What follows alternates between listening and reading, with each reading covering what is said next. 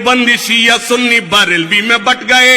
اپنے اپنے مقصدوں سے اسی لیے ہٹ گئے، اپنی اپنی مسجدیں ہیں، اپنے اپنے پیر ہیں، ترکشوں میں زنگ کھائے سارے ٹوٹے تیر ہیں، سینکڑوں خدا ہیں جن کے ایک جگہ کھڑے ہیں، ایک خدا والے سارے بکھرے ہوئے پڑے ہیں، قوم کو میں آئینہ دکھانے آج آیا ہوں، سوئے ہوئے شیروں کو جگانے آج آیا ہوں،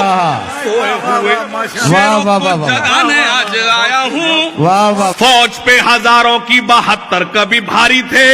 دشمنوں کے چہروں پہ تمہارے خوف طاری تھے، تم نے کبھی ساحلوں پہ کشتیاں جلائی تھی، تم نے اپنے بازوؤں کی تلواریں بنائی تھی، دشمنوں کو کس نے جنگ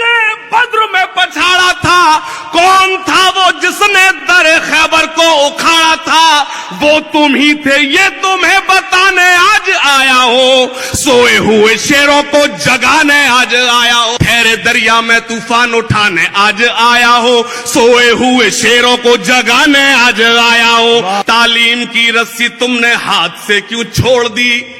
اپنے مستقبل کی خود عمارت تم نے توڑ دی،